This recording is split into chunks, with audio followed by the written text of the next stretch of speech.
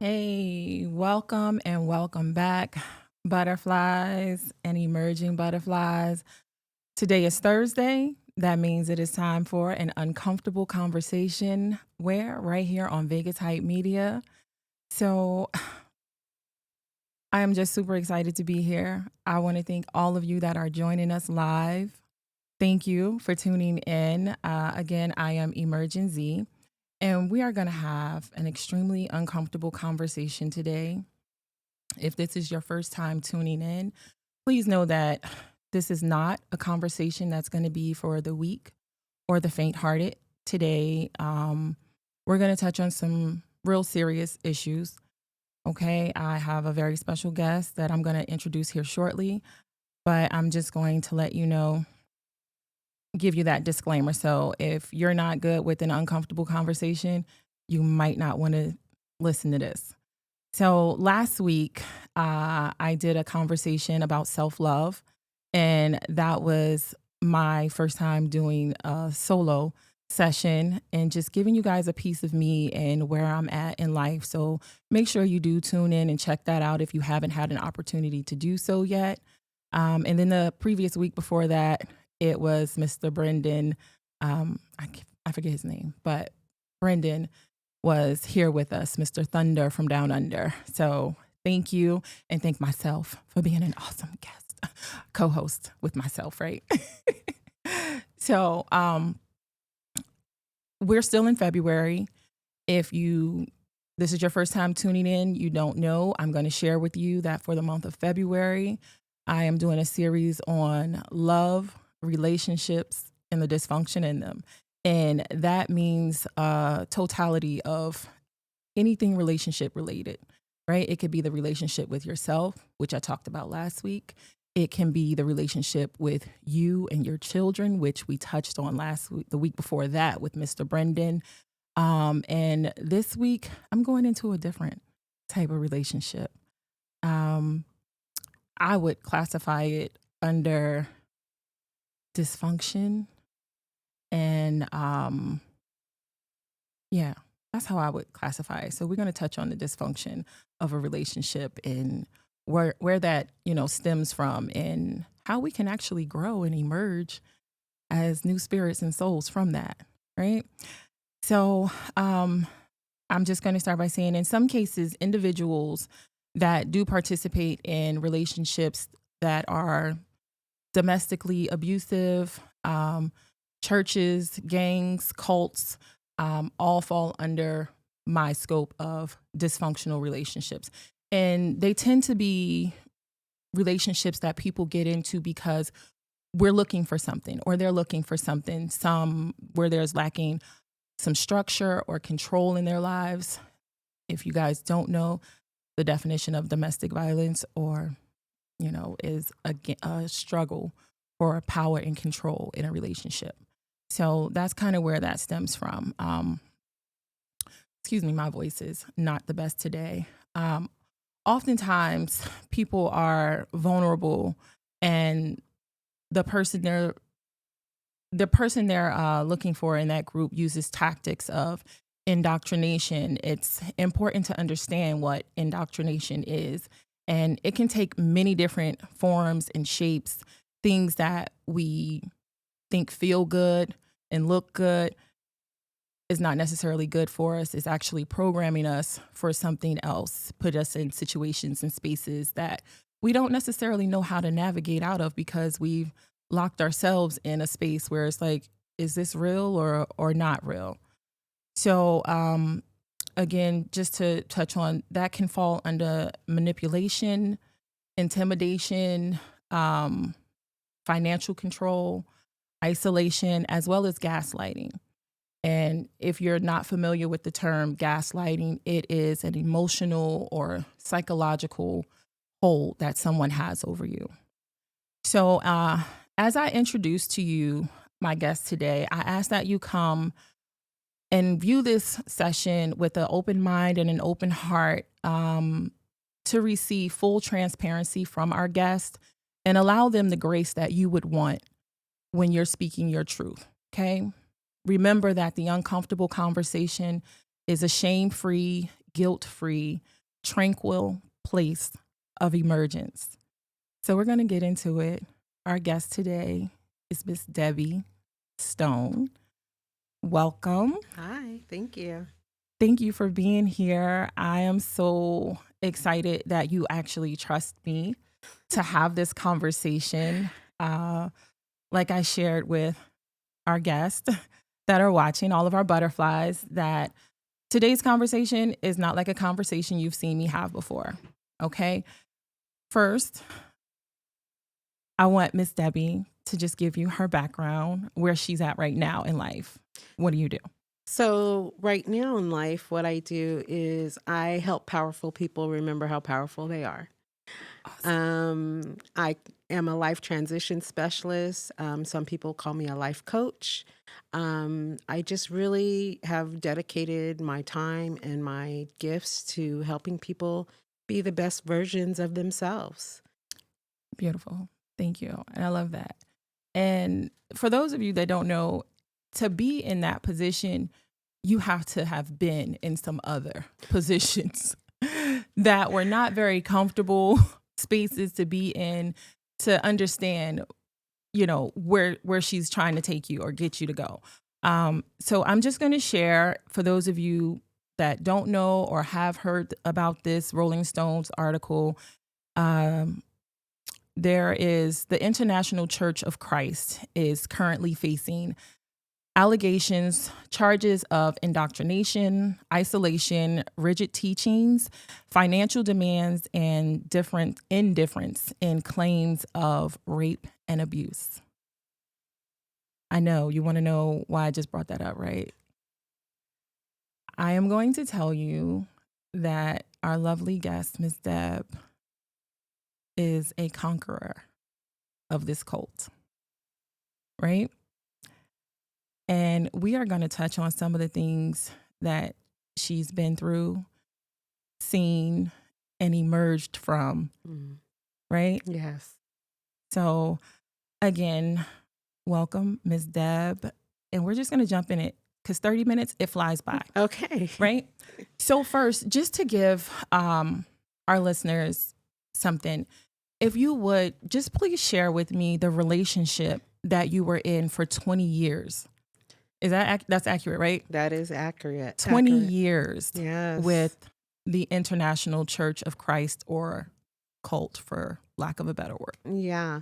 So I started with the International Church of Christ right after I got a divorce. Um, I moved back to California. I had two small children. Um, and I had no friends. I didn't have a community. I desperately wanted a community. I was seeking purpose in my life. I was seeking um, just to have something more than what was right there before me. Um, and then through family, I have a sister who worked with somebody from the church, and she invited me out to a Women's Day.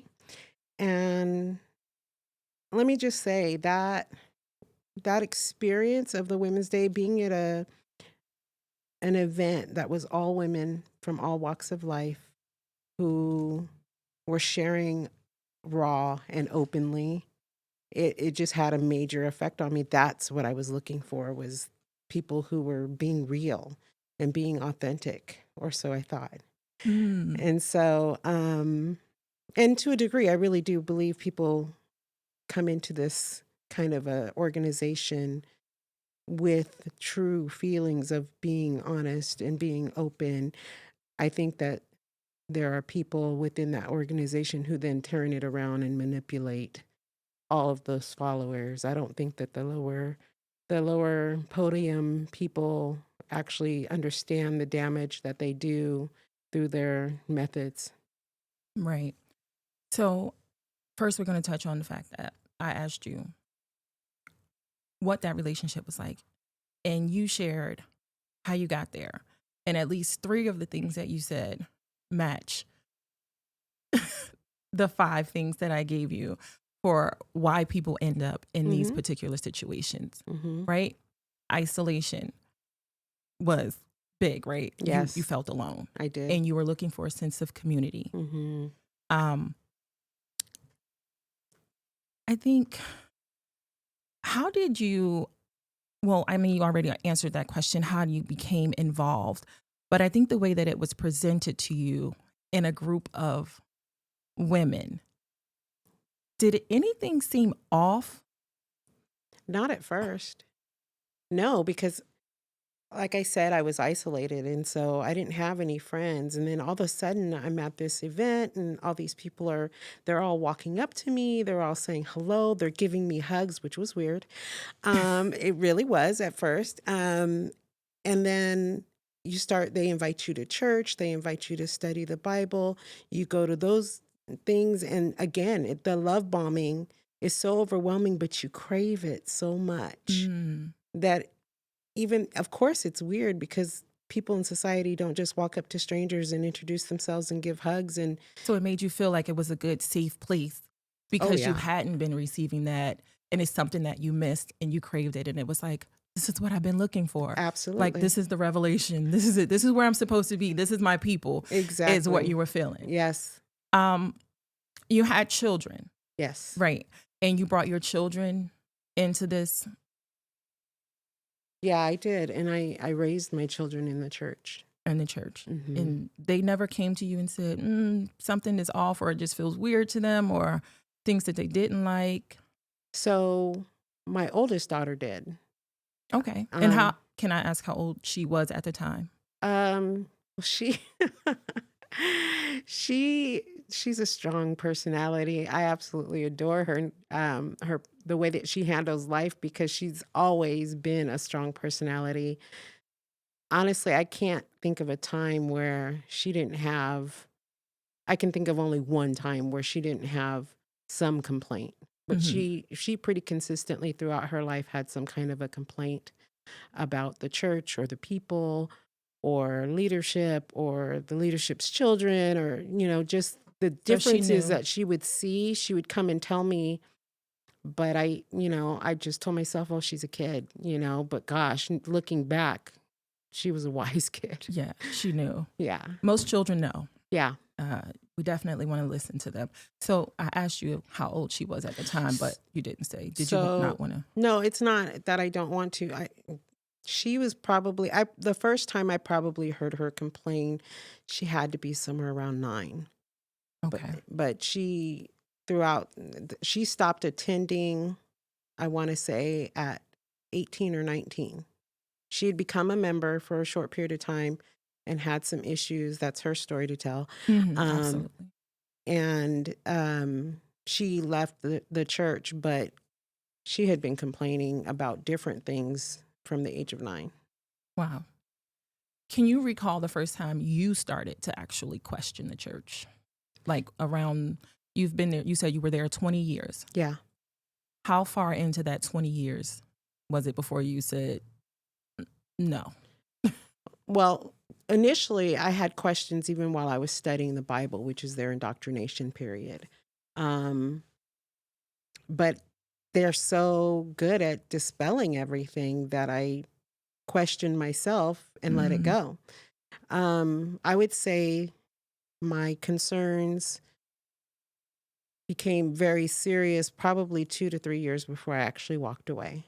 Because throughout my time there, I had become conditioned and to kind of bow down to leadership, for lack of a better way of saying it.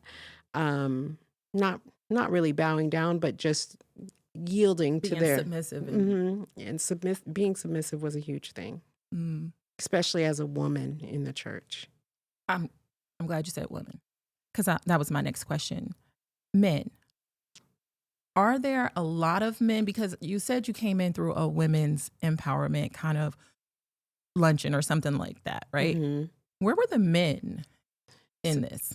there are a lot of men in the church, a lot of men in the church, and I think that from my experience, from what I witnessed, some men are coddled in the church, and so it's In what like. sense? What do you mean they're coddled? So, like for us as women in the church, we were told to be uplifting to the brothers. Don't be negative to them, encourage them. We would have encouragement dates. We would have sisters where we would all write cards to the brothers, I'm especially the sorry. ones Can I who pause you real quick? I knew Because you this was said good. something. You said encouragement dates. Yeah. So Is that like a date? You're going out on a date to mhm, encourage? to encourage each other. So it was men and women going. So the brothers would ask us on dates, and we were instructed not to ever say no. What? And so, That's insane. um, yeah, so we would go out on these encouragement dates, and they were completely platonic. The whole point of going out on encouragement dates was because we weren't allowed to date without outside the congregation. So we So couldn't. if you found somebody down the street at Bethel's little Mm-mm. sheep lamb Mary had, and you had to You stay. you could invite them to church. Wow. And if they became a disciple, then somewhere down the road it might be a possibility. But no, a guy couldn't approach me and say, "Hey, can I take you to dinner?" And I say yes. No, So that was, absolutely not. I'm guessing this started in year 1 Oh yeah, this started in Bible study. in Bible study. And you were like, yeah, like I get to go on these dates. And you were excited? I was excited about the idea of being on a date that was safe. I never Okay. had to worry about somebody trying to bed me. I never had to worry about somebody being sexually aggressive. I never had to worry about them advancing in any way that would be considered sexual. Wow. And freshly out of a divorce, it was kind of a comforting idea. 20 I years see how in, that could not be. so much. Yeah. But initially, I see how that could be, because a lot of times people go on these dates and you don't know what you're getting. Exactly. And there you do.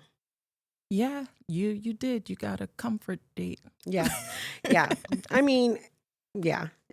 And don't get me wrong, I don't want to paint them in a horrible light because they serve No, their it's purpose. not. You know what? This isn't even about the church. It's really about your relationship Right. and how you got to that space. Yeah. And you bring up some very valid points. Coming from a divorce, and you know, it felt welcoming. It did. So I see how you could be in that space, and I think that's the idea for the people that's watching this to see people that end up in a cult, a gang, a domestic relationship.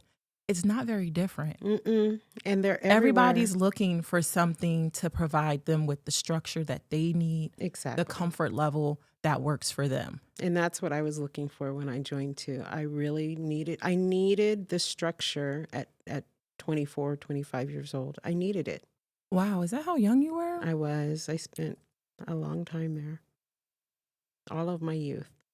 I mean, I'm still young, but I know that's right. We both are. You can't tell me I'm not 21.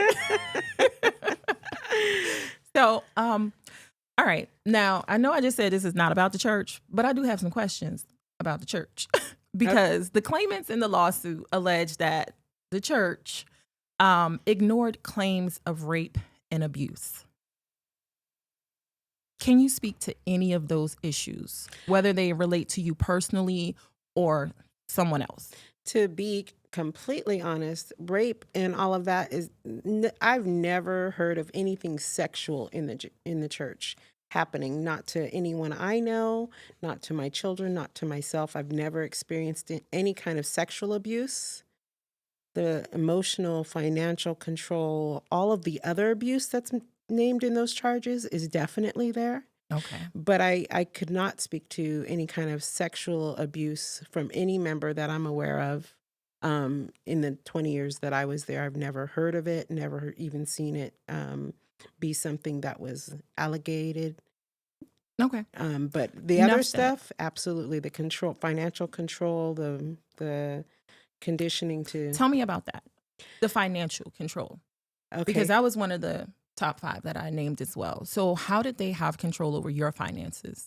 So in a way, so let me just say, first of all, I actually wrote a book about the whole thing. I wrote it under a pen name because at the time that I published this book, my daughter was still involved. She is now no longer involved, which I'm grateful to say. So can we say yay? Can we clap it up for her? Absolutely, Congratulations.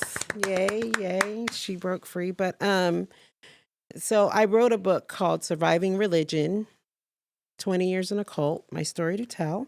Wow. And in the book, I break it all down. I break down the Bible studies and what they were intended for, what each Bible study was intended to do to help Can I just condition say you. something? Because that book don't look that thick. It's not. It's not. Did you really give us all the juice and the details? Oh, So it's fine print. yeah, Okay. it's fine like 11. print.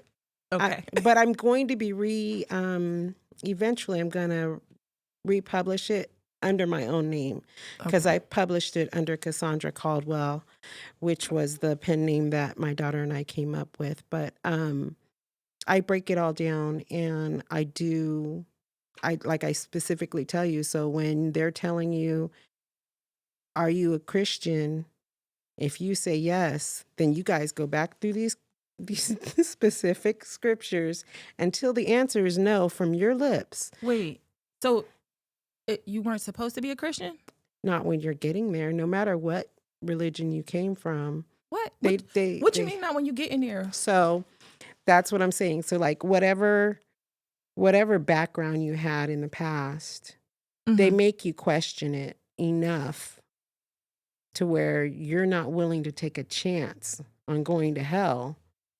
So maybe I'm not a Christian. So no, I'm not a Christian.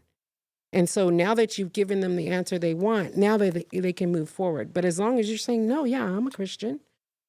No, I'm a Christian. Then you keep going back through that study. If you don't concede that you are not a Yeah, Christian, it'll just keep going on and on. All right. So that's just one example. But so like when it came to the financial stuff, even if you didn't have a job, they encouraged you to find a way to tithe. I know for me, for a while when I was in school, I would come home on Wednesdays after school. I would cook. I like to make a lot of Asian foods. Mhm. So I would make pancit and egg rolls, and I'd sell plates. And then I would tie that money to the church each week. Oh wow, you a So real hustler. You was making Asian food. thanks That's dope. to my Filipino sister-in-law at the time. Yeah. She taught me how. So they always encouraged you to find a way to make So they made you find a way out of no way to make some money so you could give it to them.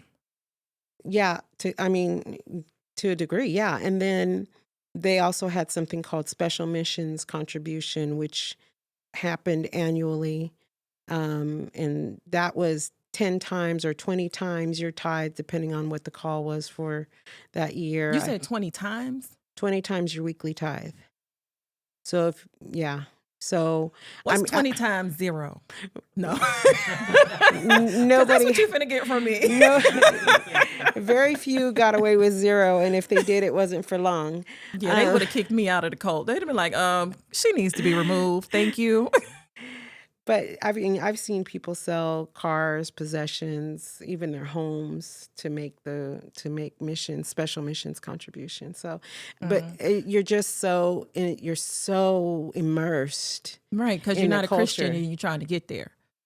That's the journey. Yeah. It's about the journey to being a Christian, not being a Christian, but the journey. Yeah. So That's at baptism, you become a Christian. So Okay. Did you guys live like in a compound or like in a small neighborhood? I'm trying to figure this out because I'm trying to see. I get it, and I know that somebody can really have that much control over you. But that many people at the same time, I'm trying to see how this works we had households. that are on like the same street. Nope. They're in the same town or whatever. So when I became a Christian, they call us a disciple. When I became a disciple, I rented a home next door to my mom. It was a 2-bedroom home. It was my own. The landlord had offered to allow me to rent to own. And I eventually got talked out of taking that offer. and moving in with another disciple who I didn't know, but A woman? a Okay. woman. Oh, definitely a woman. Okay. I'm just And checking. and um and so I met her just before we moved in, but my two girls and I moved into her apartment. She had the master and we had the other bedroom, the three of us together. Now, I having wish you guys could see Quan's face. Like, he is losing it I over s here. I see him over here out of He the is side of like, my "Ain't no way. I Ain't no way, son." But let me just say that woman has become a longtime friend. She left the church before I did, and to this day, she's still a huge part of my girls' lives, and so, she's family, That's cool. and she stayed family. All right, we ain't got a lot of time. So I just wanna ask, you did say that one of your daughters, when she was 19, she left the church. But Yes. then you just said you had another one that Mhm. so it was they're Both two separate ones. When t your daughter turned 19 and she left, where did she go? And, like, how did that work with you guys' relationship if you were still there? So, yeah, I was still in the church. That was really, really hard. Um, so she moved in with her boyfriend and She had his a boyfriend that wasn't from the church? they both were he wasn't from the church, but they both studied the Bible and got baptized, but then decided it was a bad idea and left. They wanted to have Because sex, that's why, right? no, well, here's the thing. They didn't want them to date. I knew it was Yeah. sex. That's So sex. Dating is sex. Go well, ahead. no, they had their own issues with being, like I said, like everything went through. You basically had to get permission, so they didn't have permission to talk to each other. They weren't allowed to speak to each other at church. That makes it hard for a Yeah, relationship. yeah, because they didn't want them in a relationship, and so, um, yeah, you pretty much they arranged those two in their own way. So, I'm gonna ask you another personal question. Well, these are all personal questions, right? But parent to parent. mhm. And we kind of touched on this with the episode with Brendan. Um, do you feel like you placed your family in harm's way? Looking back, I definitely see where I did some damage, that I could have avoided. But my girls and I, we have great relationships, and I'm so grateful for their character and their personalities. Neither one of my girls holds me responsible for anything that happened with the church. They are both very strong women. Mhm. They are both very they're women of integrity, and anybody who knows my kids knows them to be so. And so, just like I've always said, I don't regret anything because I am who I am because of the things that I've gone through. And I absolutely adore who I am today. And I'm strong because of the things that I've been able to overcome in my life. And this is just part of my journey. Absolutely. And so it's the same for them. It was just It's part of their everything that we journey. went through Yeah. that makes us the people that we are today. We all have a story, Right. and we shouldn't be ashamed of that story, right? Right. Um, so I guess with that being said, I'm going to go into this. Knowing what you know now, having taken that journey, do you think at this point in your life it is possible for you to end up in a situation like that again? Oh no. So just to kind of, I mean, like I said, they controlled everything. You were celibate, and I mean celibate in every single possible way. You couldn't handle yourself or anyone else. You were controlled through calling your discipler, confessing your sin. Like there was just so many things. And so to this day, I have an aversion to any kind of control. Like I have to really look at it clearly before Okay. making a commitment to something like that. Really quick, give me your key takeaways for anybody else that may be in your position that's watching this right now. What would you want them to know? I would want them to know you can get out. You can get out. They will shun you. They will try to get you back. But if you really are ready to stand on your own 2 feet, find help, get with a therapist, with a counselor, um, look online. There are Facebook groups, there are different organizations that will help you to rebuild your life. That's part of what I do even in my own life coaching is I work with people to kind of rebuild and re-navigate life on your own terms, walking in your own authenticity with your own strengths. And so um just take a look and see, would Jesus really love that way? And are they really showing you the grace of God? And Right. you don't have to lose your religion to be away from the You don't church. You lose your don't, religion to find your religion or Christ or anybody for that matter. right, Um, I want to thank you, Deb. I just want to remind all my butterflies, though, it's important to remember that anyone at any point in time, it doesn't matter the race, creed, color, size, sex, religion, whoever you are, we can all end up in a space that is not a comfortable space. So just take that into consideration when you are looking at other people or judging other people, and just be mindful that you don't know everybody's story, right? Take right. the time to have an uncomfortable conversation and learn something. Thank you guys. I will see you back here on Vegas Hype Media next Thursday, same time, same place, same girl, Emergency. Thank you.